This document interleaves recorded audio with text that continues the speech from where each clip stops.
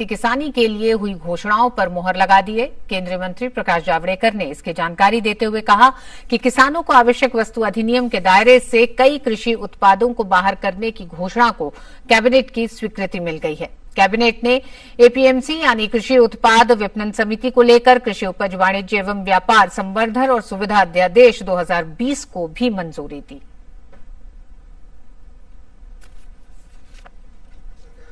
बुधवार को प्रधानमंत्री नरेंद्र मोदी की अध्यक्षता में हुई कैबिनेट की अहम बैठक में सरकार ने ग्रामीण भारत को मजबूत करने के लिए कई ऐतिहासिक फैसले लिए।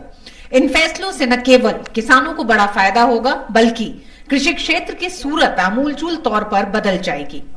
सरकार ने किसानों की 50 साल पुरानी मांग को पूरा करते हुए आवश्यक वस्तु अधिनियम में संशोधन का फैसला किया है। ये कृषि क्षेत्र में बदलाव और किसानों की आय बढ़ाने की दिशा में एक दूरदर्शी कदम है। कृषि के बारे में ऐतिहासिक फैसले हुए हैं। किसान की 50 साल से जो मांगे थी वो आज पूरी हो रही है। पहला अत्यावश्यक कानून इसेंशियल कमोडिटीज एक्ट, अत्यावश्यक वस्तु कानून, उसमें किसान हितैषी सुधार किए गए हैं और इसका परिणाम होगा कि किसान को अच्छी कीमत मिलेगी। अनाज, तेल, तिलहन, दाल, प्याज, आलू, ऐसी वस्तुएं इसेंशियल कमोडिटीज एक्ट से बाहर कर दिए गए। अब किसान को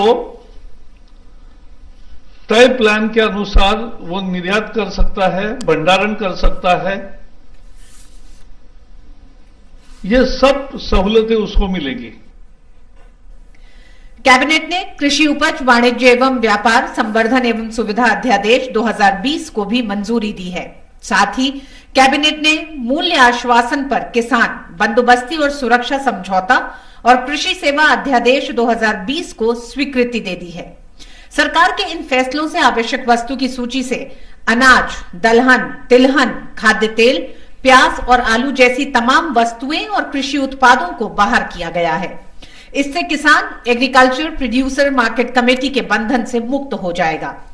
किसान को न केवल अपनी फसल की अच्छी कीमत मिलेगी बल्कि वो उत्पादों का अपने मुताबिक भंडारण कर सकेंगे। अब किसान अपनी मर्जी से अपनी फसल को बाजार में बेच सकेगा। किसान कृषि उत्पादों को अब देश के किसी भी बाजार में बेच सकेगा, तो साथ ही उसे सीधे निर्यातकों को बेचने की भी अनुमति मिल गई है। इससे वन नेशन वन मार्केट की सरकार की नीति को भी बढ़ावा मिलेगा। किसान प्रत्यक्ष रूप से विपणन से जुड़ सकेंगे, जिससे बिचौलियों की भूमिका खत्म होगी और उन्हें अपनी फसल का बेहतर मूल्य मिलेगा। इन फैसलों से कृषि क्षेत्र में निजी और प्रत्यक्ष विदेशी निवेश भी बढ़ेगा। इससे कोल्ड स्टोरेज में निवेश बढ़ाने और खाद्य आपूर्ति श्रृंखला यानी सप्लाई चेन के आधुनिकीकरण में मदद मिलेगी। इस ऑर्डिनेंस के माध्यम से सरकार की ये कोशिश है कि किसान पर जो अपने उत्पादन को बेचने के लिए प्रतिबंध लगे थे, उन प्रतिबंधों से पूरी तरह मुक्त किया जा रहा है। मंडियां रहेंगी, राज्य का एपीएमसी एक्ट रहेगा, लेकिन एपीएमसी की परिधि के बाहर जो सारा क्षेत्र है, चाहे वो किसान का घर ही क्यों ना हो, उस घर में जाकर भी कोई कंपनी, संस्था, processing industry, FPO, cooperative sector के समूह, कोई भी जाकर उसको उत्पादन का उचित मूल्य देकर वहां से माल खरीदेगा। मंडी की परिधि के बाहर पूरा ट्रेड एरिया होगा जहां पर ट्रेड हो सकती है और इस खरीद और बिक्री पर किसी भी प्रकार का कोई टैक्स किसी सरकार का नहीं होगा, कानूनी बंधन किसी भी प्रकार का नहीं होगा। सरकार ने नियमों में बदलाव करके उपभोक्ताओं के हितों की भी रक्षा सुनिश्चित की है। अब अकाल या युद्ध और प्राकृतिक आपदा जैसी परिस्थितियों में इन कृषि उपजों की कीमतों को नियंत्रित किया जा सकता है। कैबिनेट ने हर मंत्रालय में प्रोडक्ट डेवलपमेंट सेल बनाने का ऐलान किया है। ये सेल मंत्रालय में आने वाले प्रोजेक्ट्स से जुड़ी तमाम दिक्कतों को दूर करेगा। ये सेल वित्त से लेकर भूमि अधिग्रहण तक में आने वाली पेचीदगियों की राह आसान करेगा।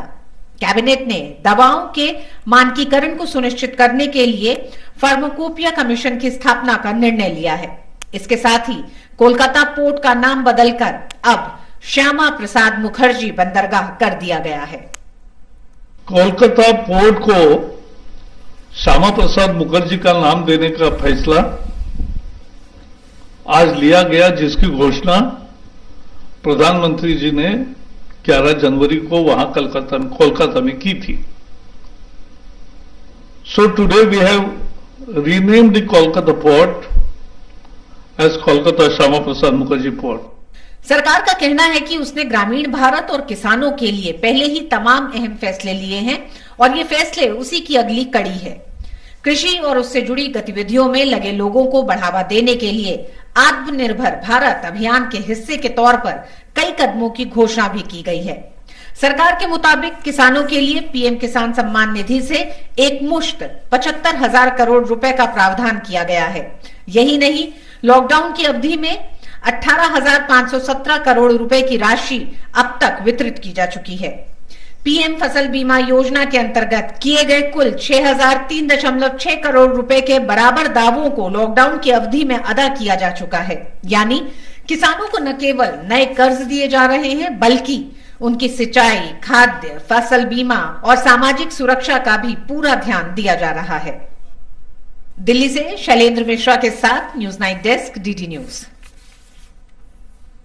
प्रधानमंत्री नरेंद्र मोदी ने ट्वीट कर कहा कि सरकार के इन निर्णयों से न केवल